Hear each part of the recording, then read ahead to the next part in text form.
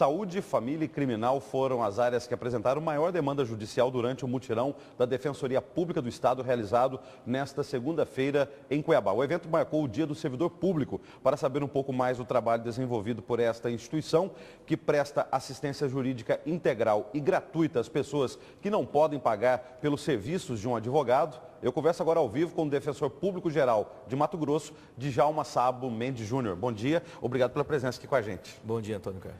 Quando essas pessoas procuram vocês, da Defensoria, nessas áreas, saúde, família e criminal, exemplifique para a gente quais são os problemas que elas não resolveram, que precisam aí da assessoria jurídica gratuita da Defensoria. Bom, especificamente na questão da saúde, nós vivemos aí uma situação em que enfrentamos muitos gargalos e tanto o Estado como o município, em muitos casos, ele não consegue atender aquela demanda das pessoas que procuram. Desde um medicamento, às vezes faltam medicamentos na rede pública, até mesmo procedimentos cirúrgicos, leitos de UTI. Então, quando o nosso assistido busca a Defensoria Pública, é porque aquela situação realmente já esgotou todas as tratativas para solucionar aquele problema. Então, outra alternativa não nos resta a não ser judicializar aquela demanda. E isso tem crescido, nós temos observado um crescimento, em que pese buscarmos sempre o entendimento pela via administrativa, tanto com o município como com o Estado, mas ainda nós temos, como eu disse, um gargalo muito grande. Então, faltam investimentos, falta uma política, um planejamento na questão da saúde para evitar que esses casos venham a abater as barras do Poder Judiciário. Quando o senhor fala resolver administrativamente, até para evitar a tal da judicialização da saúde, esse trabalho não poderia ser feito junto aos poderes legislativos? Aí eu cito o caso, por exemplo, das câmaras de vereadores, por exemplo, na hora de votar um orçamento para o ano que vem, ou a própria Assembleia.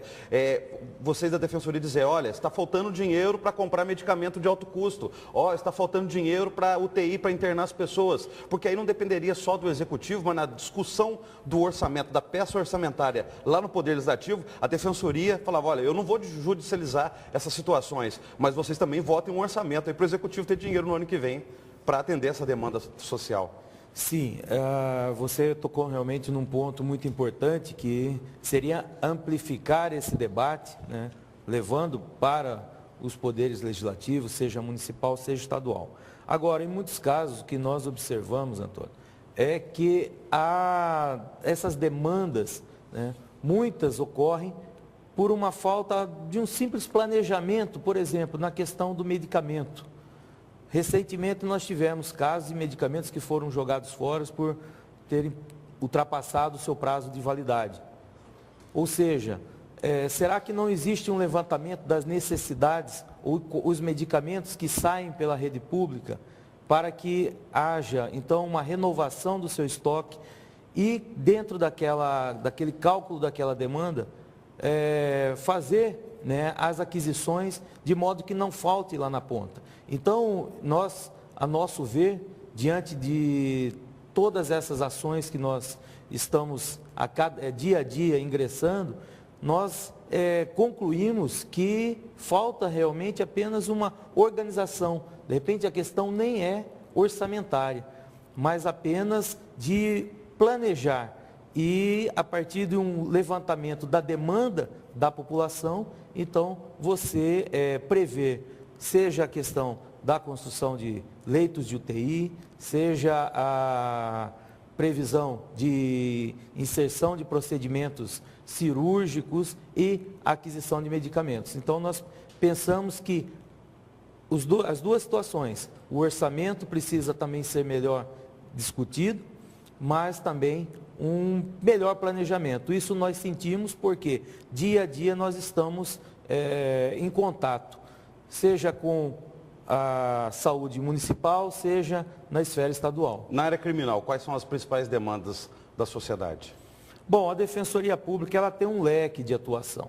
Na esfera criminal, nós atuamos na defesa daquelas pessoas que não têm condição de pagar um advogado. Bom, nesses casos, nós podemos dizer aí com toda tranquilidade que 80% das ações que tramitam nas varas criminais estão sob a atuação da Defensoria Pública. Então, realmente, é um volume muito grande de processos. Hoje, muitas ações, né, muitas denúncias estão sendo oferecidas, até porque a própria polícia vem cumprindo o seu papel, vem investigando melhor, e isso faz com que aquelas pessoas que são acusadas precisem de um defensor. Então, essa demanda também, ela vem crescendo na Defensoria Pública. A Defensoria Pública tem um núcleo de regularização fundiária. Como que estão os trabalhos nessa área? E aí eu até chamo a sua passagem pela Secopa, como assessor da Secopa, naquela questão das desapropriações, lidou com isso, viu que da dificuldade da questão, inclusive devido à falta de regularização fundiária em Cuiabá. O que a Defensoria tem feito por isso? O que pode ser feito, não só pela Defensoria, mas pela Prefeitura de Cuiabá, pela Câmara de Vereadores e outros órgãos estaduais?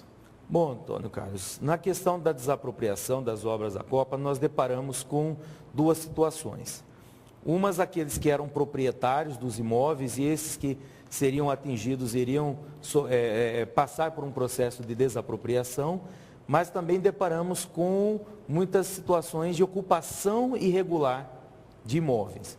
Então, cada situação nós dávamos um tratamento. Na questão das ocupações irregulares, claro que tornava-se imprescindível a parceria com o município para que nós pudéssemos, então, remanejar aquelas pessoas que estavam naqueles imóveis ocupados irregularmente, porém, nós temos que reconhecer que o poder público permitiu com que aquelas pessoas permanecessem naquele local, então, não era justo que você retirasse aquelas pessoas de uma hora para outra em virtude dessas obras. Então, nós tínhamos que acompanhar e dar o direito realmente a uma moradia digna.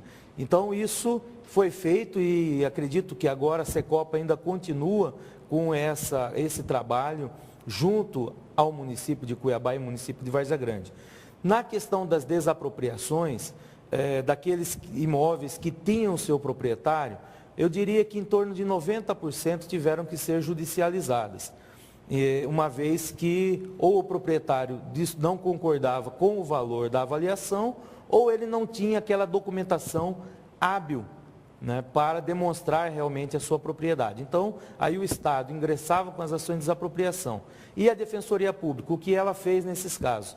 Nós, dentro de uma parceria com a Secretaria da Copa, nós designamos um defensor público que hoje atua dentro do prédio da Secopa, ou seja, atendendo aquelas demandas, acompanhando tanto as desapropriações administrativas como judiciais. E qual que é a sua expectativa para a Copa? Olha, a expectativa é melhor possível. Nós estamos realmente, como cuiabano, como mato-grossense, ou seja, estamos envolvidos diretamente. Então, do ponto de vista das obras, Antônio Carlos, eu digo que, independente da questão da Copa do Mundo, é claro que essas obras foram realizadas em função da Copa, mas nós temos que reconhecer o esforço que foi feito por parte do governo do Estado para a realização dessas obras de mobilidade urbana, que eram obras que já deveriam ter sido feitas há muito tempo, ou seja, é um débito que está saldando com o município de Cuiabá e Várzea Grande. Então, eu penso que o principal da Copa do Mundo vai ser o legado que deixará, tanto na questão da mobilidade urbana, como outros aspectos, turismos, prestação de serviços, etc. Muito obrigado pela presença ao vivo, bom dia para o senhor. Obrigado, eu que agradeço a oportunidade.